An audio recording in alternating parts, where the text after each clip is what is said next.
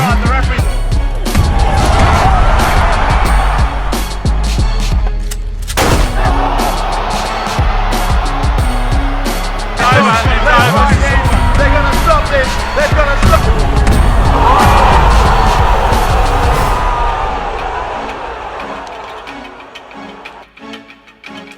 to the motherfucking relay. We're covering today's top boxing news. Where he lives. And I asked him why he did that. And his point was, Coach, I've been tired of hearing her talk trash over the years. And, champions should be honest. And he said the truth is on our side. And that was his statement. After that, she went on rambling in the Instagram, social media, which going back and forth with her, and to the point where she said that she was going to get me fired from boxing, banned from boxing. So now she's committing defamation and has a malicious intent to ruin my good reputation in boxing and my career. So they have accused you of removing padding from the gloves in that sparring session. How do you respond to those allegations? It's unbelievable.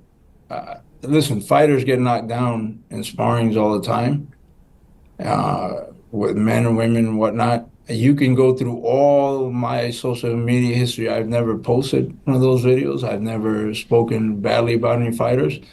Claressa Shields, for whatever reason, keeps bringing up that incident, even though nobody from our side ever brought that up. I don't think anybody from her side ever brought that up. Through the years, I've heard through a lot of fighters and other people that she just keeps bringing that up. And this is exactly what happened. In an interview, apparently she gave for Canelo and Charlo, she again brought that up. Not only did she bring it up, it was a blatant lie of how it happened. She's claiming, like you said, that she beat him up in the first sparring, and that's why this happened. I actually have a round video from the first sparring where you could clearly see he grabbed a pair of Green Hill safety amateur boxing gloves in the first sparring, and you could clearly see him just working with her. It was good work. They were just working. He was working with her. You could see him clearly relaxed, right? In the second sparring, he's just wearing his normal sparring gloves. So no professional boxer, or even a boxer who's aspiring to be a professional boxer, is going to wear Green Hill safety amateur gloves when they spar. So clearly, if it's safety gloves, there's going to be a lot of padding in them to protect the fighters, obviously. Yeah, and he just wore regular 16-ounce gloves in the second sparring, which was a little more spirited than the first one. But again, I have a full round video of that. A good coach always tells the male, or finds a male that knows how to work.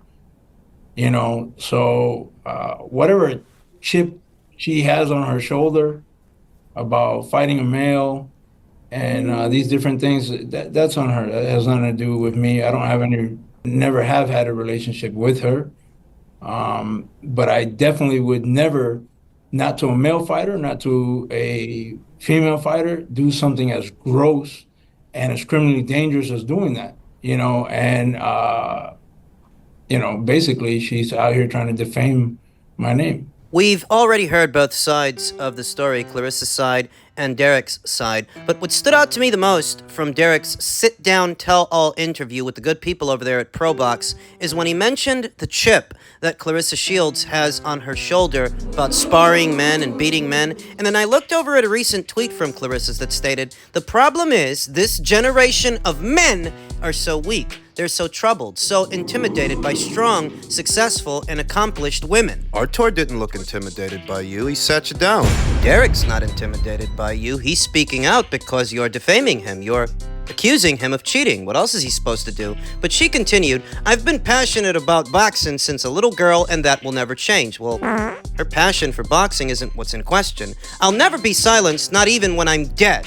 That's how great I am." More like that's how big a narcissist she is. What's the opposite of misogyny?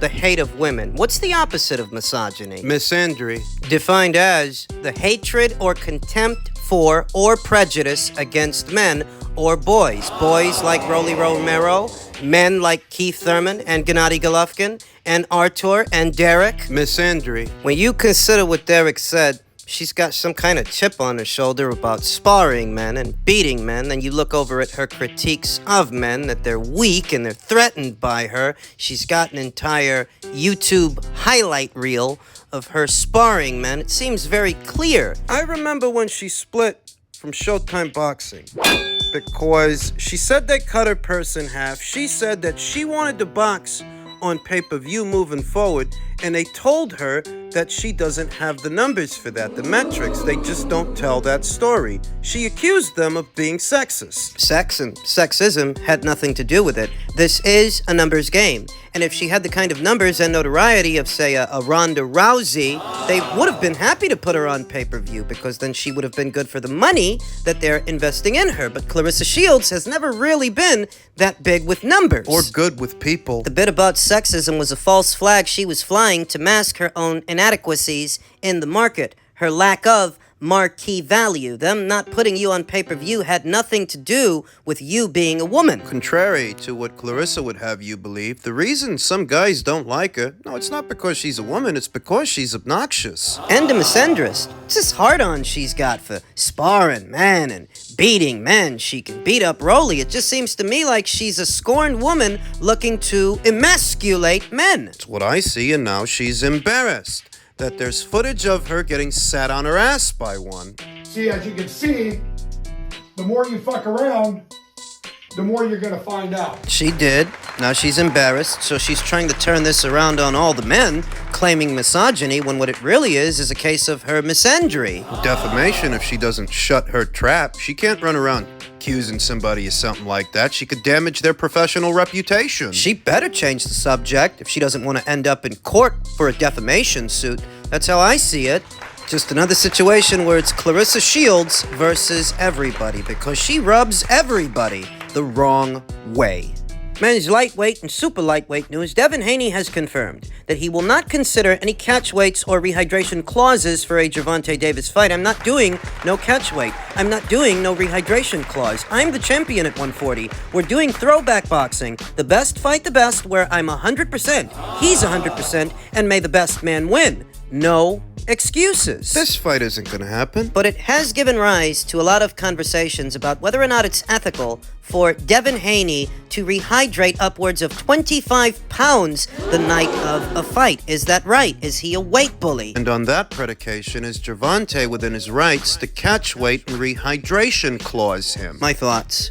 Gervonta Davis is always finding reasons to get out of fighting capable fighters, capable boxers at or around these weights. You know, he wouldn't have needed a rehydration clause or a catch weight for Vasyl Lomachenko or Tevin Farmer, but he never got around to fighting them, and he wouldn't have needed those weight stipulations for Teofimo Lopez or George Kambosos. He wouldn't have needed any of that stuff now. For Shakur Stevenson, he's right there at 135. But because Devin is naturally bigger than Gervonta and his body is still growing, the usual suspects are now calling for Devin to come down in weight to adhere to Gervonta's presumed weight stipulations if he really wants that fight. And I guess how you view that depends. If Gervonta's marquee value and Devin's rehydration weight set a precedence for weight stipulations, does that same logic not apply to David Benavidez?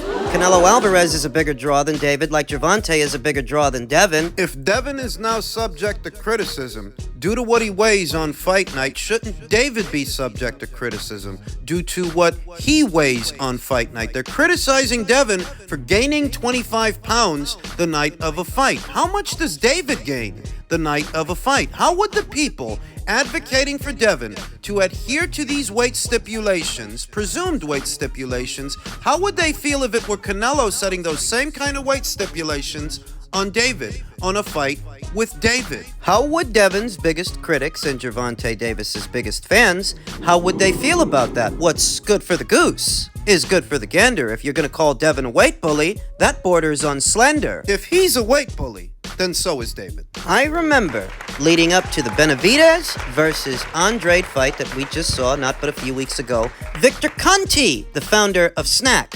Systems that Demetrius Andrade is a part of, He said that Demetrius Andrade, the night of the fight, would weigh around 190 pounds. 190 up from 168.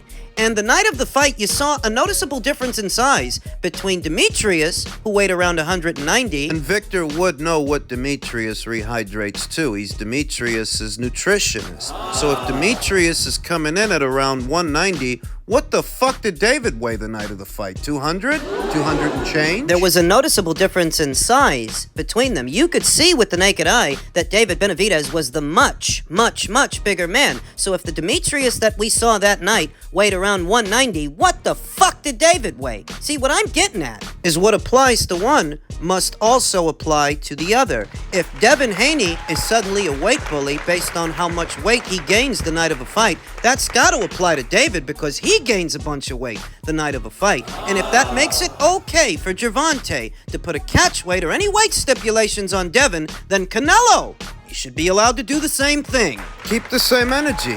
I bet you won't, because you're a bunch of fucking hypocrites. The outrage you're seeing is not really outrage over what Devin rehydrates to the night of a fight. What you're seeing is fear. It's not really outrage over weight bullying or how much a fighter gains the night of a fight, because if it were really about that, you would have been outraged with David a long time ago. He's been doing this for the longest time, right in front of you, and you were okay with it. Plus, if you're crying about it now, all of a sudden, it's not really because you care about weight bullying, it's because you're afraid that Devin is going to be too big for little Gervonta. The Baltimore Butterball, the Garden Gnome. This is just another excuse for Gervonta to get out of fighting somebody who's actually good at or around these weights. The Gervonta Davis fans would much prefer to see him fight Isaac again in a rematch. A few fighters that's actually smaller than Gervonta. Never mind that Gervonta fought him before and beat him before. He beat him already. Gervonta Davis, who earlier in the day said, Al was supposed to call me last night, but he didn't. Probably going over that deal with Stefan that nobody told me about. So if you see me elsewhere, you know what's up. Based on this, very briefly, people were under the impression that Gervonta Davis might be courting the idea of jumping ship. But that notion was quickly dispelled when Eddie Hearn seems to have reached out to Gervonta Davis to start a dialogue, and Gervonta Davis quite abruptly shut him down. A communique via Instagram that Gervonta Davis himself posted where Eddie Hearn reaches out saying, let's talk, and Gervonta, in so many words, says no. Doesn't look like much was said after that. Bro, you done turned down 20 million, bro. 20 million. You done turned down 20 million. Guaranteed. 20 million, bro. 20 million guaranteed. Are you serious, bro? Gervonta Davis took to his social media to respond to this message from Bill Haney saying, you're still listening to that sad old guy?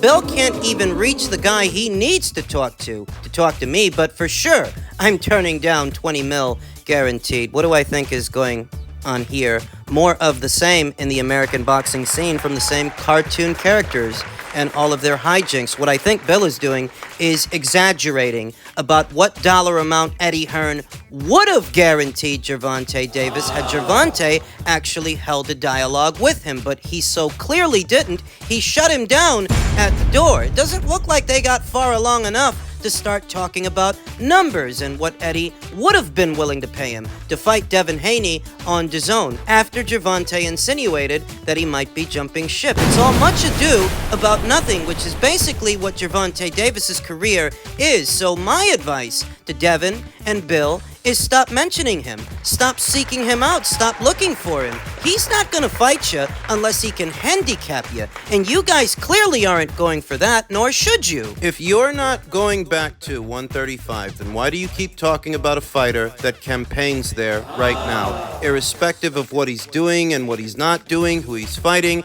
and he's not fighting, you're not fighting. at 135, and he won't fight you unless he can handicap you. In the American boxing scene, among some boxing fans, what they like more than anything is the back and forth and the soap opera as opposed to the boxing, the actual boxing. Gervonta Davis's core supporters aren't going to put any pressure on him, none whatsoever, to fight anyone, Devin Haney included, or Shakur Stevenson, who's campaigning at that same weight right now. So the whole thing really is a lost cause. And for Devin and Bill, who are still trying to build Devin's name up, Boxing insider Rick Glacier puts the number for Devin Haney's recent box office fight around 50,000, somewhere around there, which isn't a lot, and I'm not surprised. I had hoped that it would have done better for Devin's sake and his marquee value, because he's fighting the fights, the real fights with the real fighters, and hopefully that would lend itself to his marquee value. But apparently there's more work needs doing if going in there with Regis only brings you back 50,000 pay-per-view buys. Those eggs need more bacon, and Gervonta Davis, based on his pay-per-view buys and his marquee value, he will continue to A-side you. This is the only era of boxing I've ever seen after all these years and all these decades. This is the only era I've ever seen to where a fighter is lambasted for pursuing a fight, for wanting a fight, because that's what Devin Haney and Bill Haney are after. And for that, they've quickly made enemies of Gervonta Davis's core supporters, and it's not going to get them anywhere. It's a lost cause, and they shouldn't spend this much time on a guy who so clearly doesn't want to fight. They shouldn't spend this much time on a guy. The more time you spend on him, knowing that you're not going to adhere to what he wants, the more it starts to look like you're trying to ride his little wave. You're clout chasing him. That's what people are going to say. If you're at 140 now and you're headed to 147, he doesn't campaign at 147, so why is he still a subject? Why is he still on your mind? I don't think Devin should bother calling him out. In truth, I don't think Shakur should either. I don't think anybody should. Gervonta, for as long as he's been around, he doesn't have a history, a track record that tells the story where he's gonna fight the best fighters in the best fights. By now, people should know that's not what he does. Thus, none of them should waste time on him. If he never got around to fighting Tevin Farmer or Lomachenko, what makes you think he's going to fight you? Neither Shakur or Teofimo or Devin or really anybody else, anybody with a pulse. They should not make it their mission to corner a fight with Gervonta, because it's not going to happen. It's a lost cause. It's a waste of time. And if he's as big an A-side to all these young fighters as his fans make him out to be, then let him be the one that sends out the offers, so that it can become immediately apparent to everyone that he's not doing that, he's not going to do that. Because he doesn't want to fight. He doesn't want to fight anybody. I don't know what you guys are expecting.